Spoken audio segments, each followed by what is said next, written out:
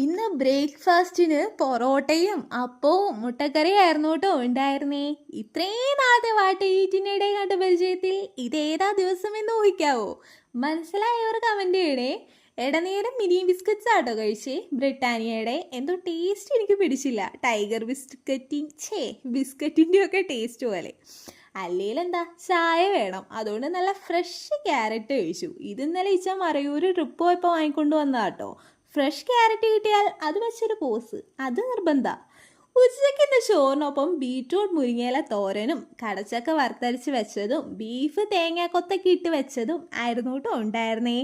Evening ഇച്ച വന്നപ്പോൾ mini പപ്സും chicken കട്ട്ലേറ്റും കൊണ്ടുവന്നായിരുന്നു കേട്ടോ. Mini പപ്സിന്റെ ഫാനൊന്നും അല്ലായിരുന്നു ഞാൻ, ഫില്ലിങ് ഇല്ലാത്തോണ്ടേ. പക്ഷെ ഇന്നത്തെ ശരിക്കും വർത്തായിരുന്നു. നല്ല ബിഗ് പീസ് തന്നെ ഇതിൽ നിന്ന് കിട്ടി. നല്ല ക്രിസ്പി ചിക്കൻ കട്ട്ലേറ്റും ആയിരുന്നു ഉണ്ടായിരുന്നേ. എനിക്ക് നല്ലോണം ഇഷ്ടമായി.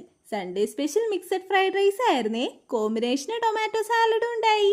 അച്ചാർ ഞാൻ എടുത്തില്ല, ഇന്നെന്തോ സാലഡ് മാത്രം കഴിക്കാനായിരുന്നു തോന്നിയേ.